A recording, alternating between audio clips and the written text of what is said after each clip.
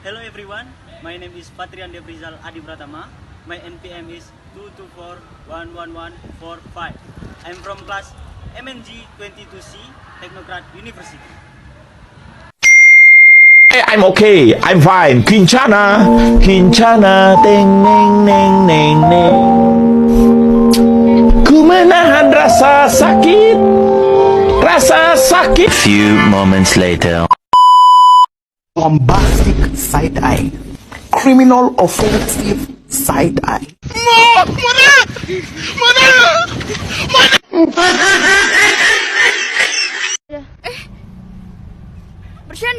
Bercanda.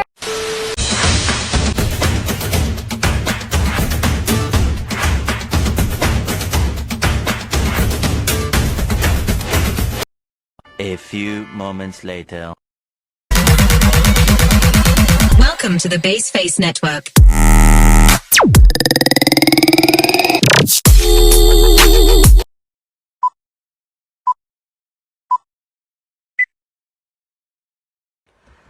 Baik, saya akan menjelaskan tentang materi memahami konsep dasar dan peranan MSDM dalam organisasi. Baik, sebelum kita menjelaskan pengertian tersebut, saya akan menjelaskan tentang apa sih MSDM itu. MSDM atau Manajemen Sumber Daya Manusia merupakan salah satu bidang dari manajemen umum seperti manajemen keuangan, manajemen pemasaran, dan manajemen operasi. Manajemen sumber daya manusia menjadi bidang kajian penting dalam organisasi karena permasalahan yang dihadapi organisasi maupun perusahaan. Bukan hanya persoalan bahan mentah, alat-alat kerja, dan produksi atau model kerja saja, tetapi juga masalah tenaga kerja atau sumber daya manusia yang notabene-nya adalah pihak yang menjalankan atau mengelola faktor-faktor produksi sekaligus merupakan tujuan dari kegiatan produksi itu sendiri. Apa sih konsep dasar dari MSDM? Setiap organisasi pada umumnya sangat memerlukan adanya sumber daya manusia, karena bagi organisasi, sumber daya manusia merupakan aset paling berharga yang dimilikinya. Sumber daya manusia merupakan pekerja, pegawai, karyawan, atau orang-orang yang mengerjakan atau mempunyai pekerjaan.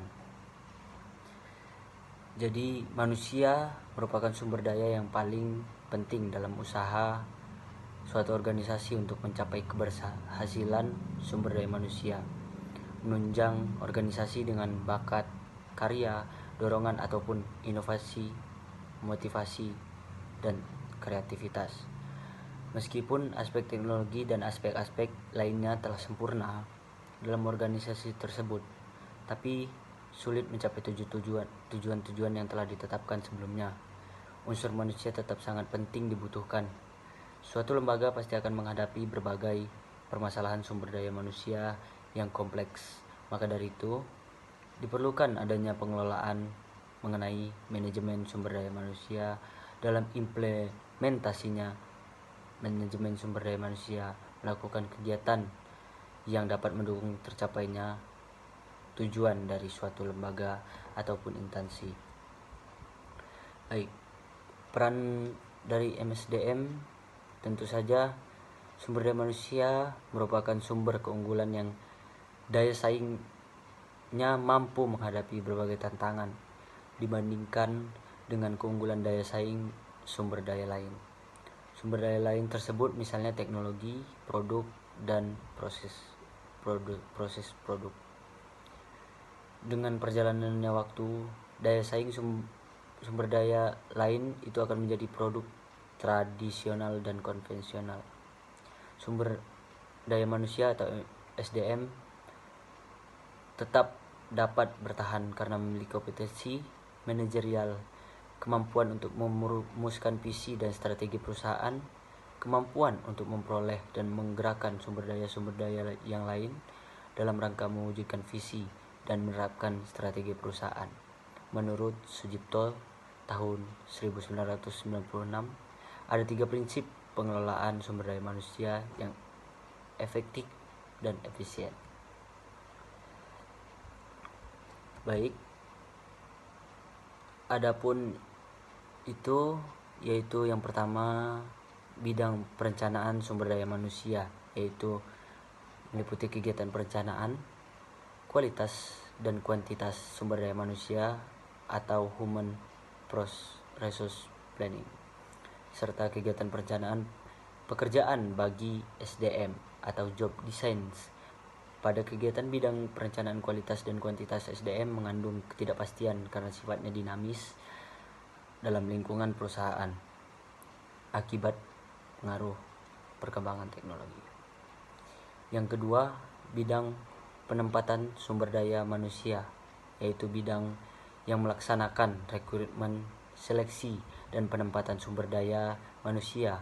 Proses pelaksanaan dimulai dengan pelamar yang telah memenuhi kualifikasi yang telah ditetapkan perusahaan. Selanjutnya akan dilakukan oleh manajemen sumber daya manusia adalah seleksi, yaitu memilih calon yang berkualitas di antara pelamar yang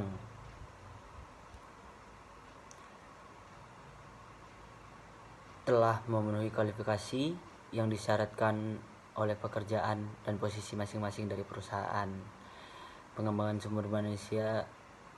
Yang ketiga, bidang pengembangan sumber daya manusia, yaitu pengembangan karir SDM berkualitas dengan penyusunan jalur karir dalam posisi seperti yaitu jabatan yang mungkin diduduki oleh seorang pegawai, dimulai dari tingkatan terendah hingga tingkatan teratas dalam struktur organisasi. Pengembangan manajemen sumber daya manusia memiliki 2 macam jalur, yaitu jalur karir tradisional, yaitu jalur kenaikan jabatan yang lebih tinggi atau transfer ke jabatan yang memiliki tingkatan yang sama sebagai penghargaan atas kinerja SDM. Jalur yang kedua adalah jalur karir inovatif, yaitu jalur kenaikan jabatan vertikal ke atas untuk memberikan pengalaman dan kesempatan yang sebanyak-banyaknya kepada SDM sampai nantinya kepada posisi puncak. Mungkin hanya sekian presentasi yang dapat saya sampaikan. Lebih kurangnya saya mohon maaf. Terima kasih.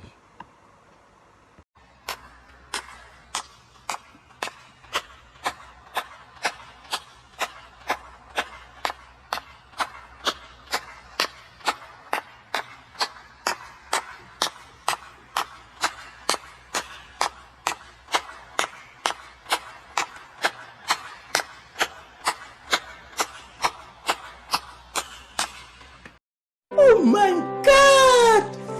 Wow!